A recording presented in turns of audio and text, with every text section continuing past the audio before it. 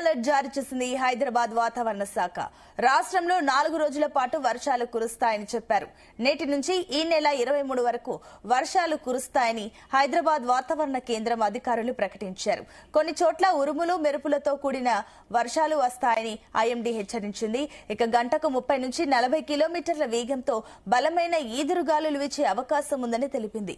నైరుతి బలపడడం, ఉపరితల ద్రోణి ప్రభావం వల్ల ఈ వర్షాలు కురుస్తాయని తెలిపారు. మరోవైపు ఉత్తర తెలంగాణలో వర్షాలు కురిసే అవకాశాలు ఉన్నాయి.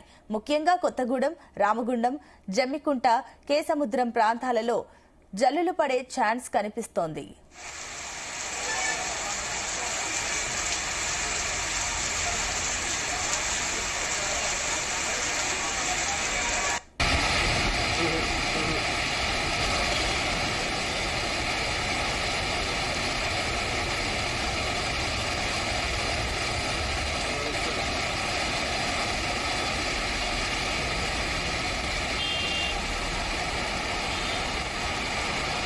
ఈ నెల 24వ వరకు ప్రభావిత జిల్లాలకు ఎల్లో అలర్ట్ జారీ చేశారు.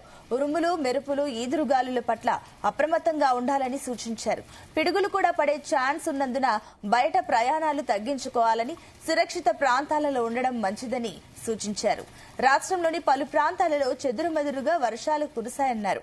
ఈ వాతావరణ పరిస్థితుల దృష్ట్యా రైతులు తమ పంటలకు అవసరమైన జాగ్రత్తలు తీసుకోవాలని, లోతట్టు ప్రాంతాల ప్రజలు అప్రమత్తంగా ఉండాలని అధికారులు సూచించారు.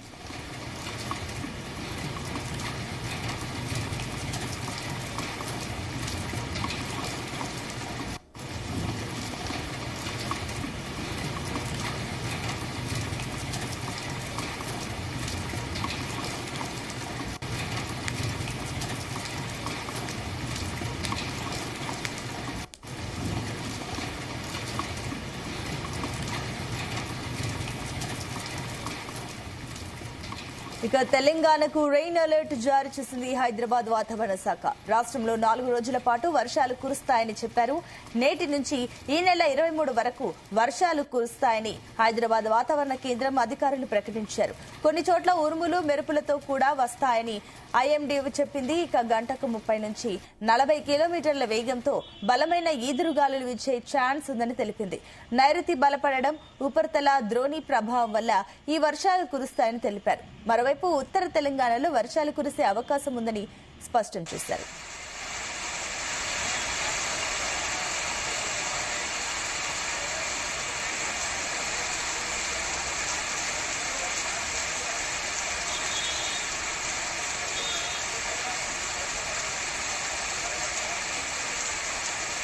ఇక ఈ నెల 24వ వరకు ప్రభావిత జిల్లాలకు ఎల్లో అలర్ట్ జారీ చేశారు. ఉరుములు, మెరుపులు, ఈదురుగాలుల పట్ల అప్రమత్తంగా ఉండాలని సూచించారు. పిడుగులు కూడా పడే ఛాన్స్ ఉన్నందున బయట ప్రయాణాలు తగ్గించుకోవాలని, సురక్షిత ప్రాంతాలలో ఉండడం మంచిది కాదని సూచించారు. ఇక రాష్ట్రంలోని పలు ప్రాంతాలలో చెదురుమెదురుగా వర్షాలు కురిశాయన్నారు. ఈ వాతావరణ పరిస్థితుల దృష్ట్యా రైతులు తమ పంటలకు అవసరమైన జాగ్రత్తలు తీసుకోవాలని, లోతట్టు ప్రాంతాల ప్రజలు అప్రమత్తంగా ఉండాలని అధికారులు సూచించారు.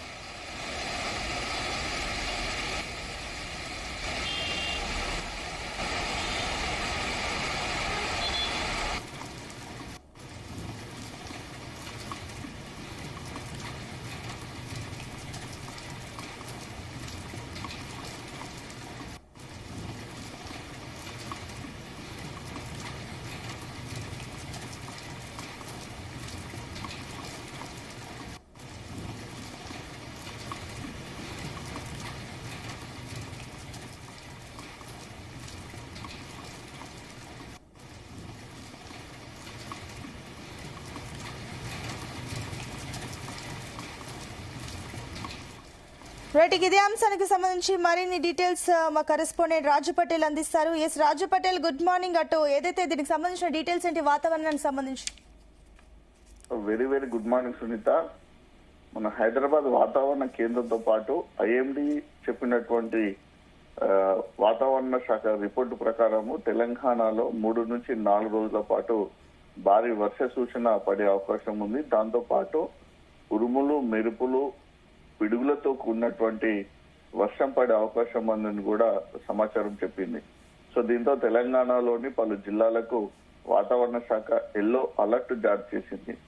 ముఖ్యంగా ఆదిలాబాద్, నిజామాబాద్, కామారెడ్డి, నిర్మల్, మంచిర్యాల, కొమరంభీం, ఆసిఫాబాద్ జిల్లా, పెద్దపల్లి, సిరిసిల్ల, జగిత్యాల, కరీంనగర్, జయశంకర్ భూపాల్పల్లి జిల్లా, ములుగు జిల్లా, మబ్బా జిల్లా, ఖమ్మం ఈ జిల్లాలో భారీగా వర్షపాతం నమోదయ్యే అవకాశం ఉంది. దీంతో ఈ జిల్లాల ప్రజలు అప్రమత్తంగా ఉండాలి.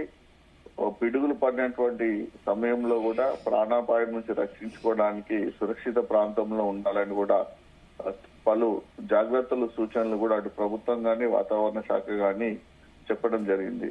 సో దీంతో ఈ జిల్లాల ప్రజలు కూడా అలర్ట్ గా ఉన్నారని చెప్పవచ్చు. నిన్న సాయంత్రము ఉమ్మడి ఆదిలాబాద్ జిల్లాలోని కొన్ని ప్రాంతాల్లో, ఉమ్మడి కరీంనగర్ జిల్లాలోని కొన్ని ప్రాంతాల్లో అయితే సాయంత్రము విపరీతమైనటువంటి మేఘాలు కమ్ముకున్నాయి. ఉరుములు మెరుపులతో కూడినటువంటి ఒక వాతావరణము ఏర్పడింది. సో ఆ సిచ్యువేషన్ చూసినటువంటి ప్రజలకు భారీగా వర్షం పడుతుంది. ఈ వానాకాలం సీజన్ లో ఎన్నడూ పడని విధంగా వర్షం కురుస్తుంది, వరద కూడా పారుతుంది అనేటువంటి సిచ్యువేషన్ అయితే కనిపించింది. కానీ వాస్తవానికి భారీగా మాత్రం వర్షం పడలేదు, కానీ మోస్తరుగా మాత్రమే వర్షం పడింది. సో దీంతో ఈ వర్షాకాలం సీజన్ కు సంబంధించినటువంటి ఏదైతే మన వర్షపాతం నమోదు కావాలనో కేవలం అది సాధారణంగా వర్షపాతమే నమోదైంది. ఇంకా అధిక స్థాయిలో వర్షపాతం పడలేదు. దీంతో అటు అన్నదాతలు గాని ప్రజలు గాని వర్షాలు ఎప్పుడు ఎక్కువగా కురుస్తాయి, ఇటు సాగునీరు ఎప్పుడు అందుతుంది, భూగర్భ జలాలు ఎప్పుడు పెరుగుతాయి, సో వెదర్ లో మార్పులు ఎప్పుడు వచ్చి పూర్తి వానాకాలాన్ని పరిస్థితిని మనం ఎప్పుడు చూస్తామని కూడా అటు అన్నదాతలు ఇటు ప్రజలు ఎదురు చూస్తున్నటువంటి పరిస్థితి తెలంగాణలో కనిపిస్తుంది.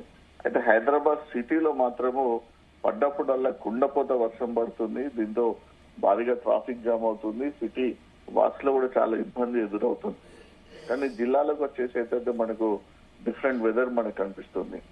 ముఖ్యంగా ఇటు ఉమ్మడి ఆదిలాబాద్ జిల్లా కానీ, ఉమ్మడి మహబూబ్ నగర్ జిల్లా, ఉమ్మడి కరీంనగర్ జిల్లాలోని కొన్ని ప్రాంతాలు, ఉమ్మడి వరంగల్ జిల్లాలోని కొన్ని ప్రాంతాల్లో ఈ వానాకాలంలో వర్షాన్ని ఆధారంగా చేసుకొని లక్షలాది ఎకరాల్లో పత్తి పంటను సాగు చేస్తారు. సో పత్తి పంట ఎక్కువగా బావులు ఉన్న దగ్గర కానీ, బోర్లు ఉన్న దగ్గర కానీ ఎక్కువ కానీ సాగు చేయరు. ఎందుకంటే వర్షాభావం సంబంధించిన పంట. సో బావులు, బోర్లు, ఆయకట్టు కింద మనకు వరి పంట కానీ, మొక్కజొన్న కాకుండా పసుపు, మిర్చి పంట ఇలాంటి వాణిజ్య పంటలు ఎక్కువగా పండిస్తారు. సో పత్తి పంట ఎక్కువగా వర్షం పైన ఆధారపడి పండుతుంది. వర్షం పడితేనే పత్తి పంట పండుతుంది. గతంలో కురిసినటువంటి వర్షాల వల్ల మే చివరి వారంలో కానీ, జూన్ మొదటి వారంలో కురిసినటువంటి వర్షాలు సాధారణ స్థాయిలోనే వర్షాలు పడ్డాయి. దీంతో ఆ భూమిలో తేమ ఉంది, పదను ఉంది. దాంతో దుక్కులు దున్నుకున్నారు రైతాంగము, పత్తి విత్తనాలు నాటారు. సో పత్తి విత్తనాలు కూడా చాలా గతంలో ఎన్నడూ లేని విధంగా సరిపడేటువంటి పదను, తేమ భూమిలో ఉండటంతో పత్తి విత్తనాలకు సరిపడేటువంటి వాటరు భూమిలో మనకు దొరకడంతో పత్తి విత్తనాలు చాలా ఎక్కువగా ఈసారి మొలిచాయి. విత్తనాలు అన్నిటి కూడా ఏపుగా పెరుగుతున్నాయి ఇప్పుడు. సో మొలకెత్తినటువంటి విత్తనాలు అవి ఏపుగా పెరగడానికి, ఇంకా పూర్తిగా విస్తరించడానికి కావాల్సినటువంటి వర్షపాతం ఇప్పుడు నమోదు కావాల్సి ఉంది. సో అందుకోసం అన్నదాతలు ఎదురు చూస్తున్నటువంటి పరిస్థితి పత్తి రైతుల్లో ఉంది. ఇప్పుడు భారీగా వర్షం పడితేనే గతంలో ఉన్న దానికంటే ఇప్పుడు ఎక్కువగా వాటర్ అవసరం ఉంటుంది. కాబట్టి భారీగా వర్షాలు పడితే మొలకెత్తినటువంటి పత్తి విత్తనాలు ఏపుగా పెరిగి పంట దశకు వచ్చే అవకాశం ఉంటుంది. కాబట్టి రైతాంగం దానికోసం ఎదురు చూస్తున్నారు. ఇక ఆయకట్టు కింద సాగుకు సంబంధించినటువంటి వరికి సంబంధించినటువంటి వరి నార్ల యొక్క ప్రక్రియ కూడా ప్రారంభమైపోయింది. ఆల్రెడీ వందలాది ఎకరాలకు సంబంధించినటువంటి వరి నార్లను కూడా రైతులు పోసేశారు. ఇక వరి పొలాలు దున్నడానికి కూడా సిద్ధంగా ఉన్నారు. సో ఇలాంటి పరిస్థితులలో మనకు సాగునీరు ఖచ్చితంగా కూడా అందాల్సిన అవసరం ఉంది. బావులు, బోర్లలో ఇప్పటి వరకు సరిపడ మాత్రమే వాటర్ ఉంది. కానీ నార్లు వేసుకోవడానికి వరి నాటుకు సంబంధించినటువంటి వాటర్ ఉంది. సో తర్వాత నాట్లు వేసుకున్న తర్వాత రెగ్యులర్ గా నీళ్లు పారడానికి కావాల్సినటువంటి వాటర్ సోర్స్ తక్కువగా ఉంది. దీంతో ఇటు ఆయకట్టు కింద మనకు ప్రాజెక్టుల వారిగా మనం చూసుకుంటే ఎక్కువగా మనకు ఇటు తెలంగాణలో అటు నిజామాబాద్ లో ఉన్నటువంటి ఎస్ఆర్ఎస్పి శ్రీరామ్ సాగర్ ప్రాజెక్టు తెలంగాణకు వరప్రదాయం అని చెప్పవచ్చు. ఈ ప్రాజెక్టు ద్వారా మనకు లక్షలాది ఎకరాల్లో ఆయకట్టు సాగుతుంది. సో ఎస్ఆర్ఎస్పి ద్వారా వచ్చేటువంటి వాటర్ లో ఎక్కువ శాతం 70 to 80% కేవలం వరి పంటను ఎక్కువ పండిస్తారు. అటు మనకు ఉమ్మడి నిజామాబాద్ జిల్లా అయినా, ఇటు ఉమ్మడి ఆదిలాబాద్ జిల్లాలో కొంత భాగమైన ఉమ్మడి కరీంనగర్, ఉమ్మడి వరంగల్, చివరికి ఉమ్మడి ఖమ్మం జిల్లా వరకు కూడా మనకు ఎస్ఆర్ఎస్పి వాటర్ కెనాల్స్ ద్వారా వెళ్తుంది. కాబట్టి ఈ వాటర్ అంతా కూడా కెనాల్స్ ద్వారా ఎస్ఆర్ఎస్పి ద్వారా వచ్చేటువంటి వాటర్ కంప్లీట్ గా ఎక్కువగా వరి పంట పండిస్తారు. కాబట్టి సో ఈ ప్రాజెక్ట్ లో ప్రస్తుతానికి నీరు లేని పరిస్థితులలో మరి ఆ ఆయకట్టు కింద సాగునీరు అందట ఆయకట్టుకు సంబంధించినటువంటి వరి పంటను సాగు చేయాలి అద్దైనటువంటి ఒక ఆందోళనకర పరిస్థితుల్లో రైతాంగం ఉంది. ఒకసారి మనం ప్రాజెక్టుల వారికి కనుక డీటెయిల్స్ చూసుకుంటే మనకు తెలంగాణకు 2 నదులు అత్యంత కీలకమైనటువంటి, ఒకవైపు ఉత్తరం వైపు ప్రవహిస్తున్నటువంటి గోదావరి నది, అటు దక్షిణం వైపు ప్రవహిస్తున్నటువంటి తెలంగాణకు కృష్ణమ్మ నది. ఈ 2 నదులు కూడా చాలా కీలకమైనవి. ఈ 2 నదులు కూడా ఇప్పటి వరకు కూడా అంటే ఈ వర్షాకాలం సీజన్ లో పారడం లేదని చెప్పవచ్చు. కృష్ణమ్మ కదలిక లేదు, గోదావరి యొక్క పారడం కూడా లేదు. సో ఈ ప్రాజెక్టులలో కూడా బేసిన్లలో కలుపుకొని మనకు 2 కృష్ణా నది, గోదావరి నది 2 నదులపై ఉన్నటువంటి ప్రాజెక్టుల బేసిన్లలో కంప్లీట్ గా 641.6 టీఎంస్ అవసరం ఉంటుంది.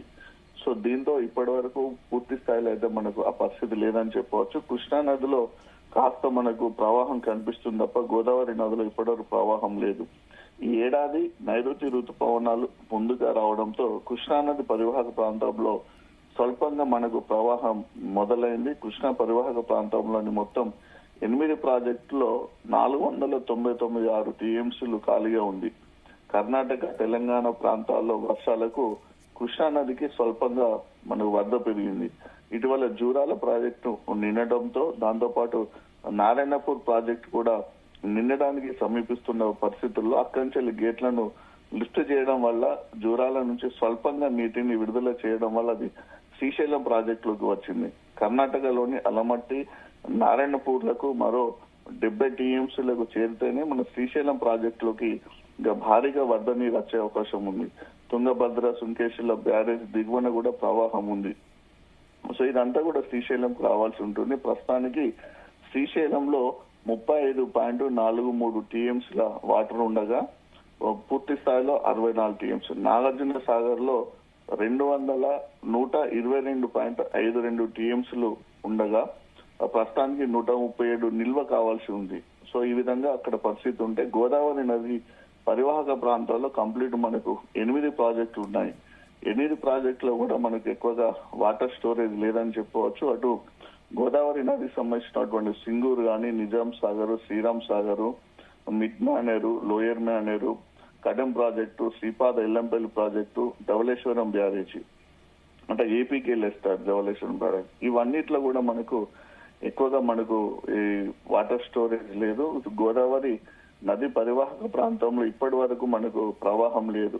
సో మనకు ఎస్ఆర్ఎస్పి ప్రాజెక్టు కనుక చూసుకుంటే ప్రస్తుతానికి 13.83 టీఎంసీల వాటర్ మాత్రమే ఉంది.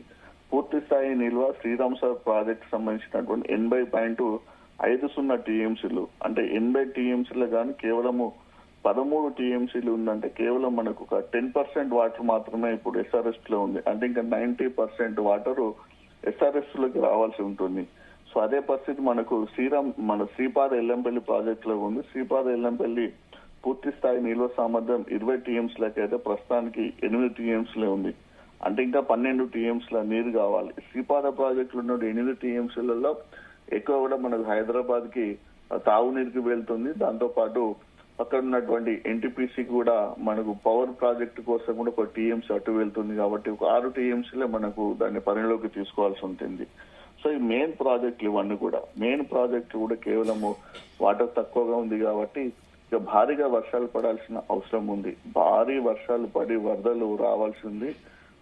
నదులకు అనుసంధానంగా ఉన్నటువంటి వాగులు కూడా ఎక్కువగా ప్రవహించాలి. వాగులు ప్రవహించి నదుల్లోకి వాటర్ వస్తే ప్రాజెక్టులన్నీ నిండుతాయి. చెరువులు కూడా జలకలను సందర్శించుకుంటేనే ఈసారి వ్యవసాయానికి పూర్తి స్థాయిలో సాగునీరు అందే అవకాశం ఉంది. సునీత.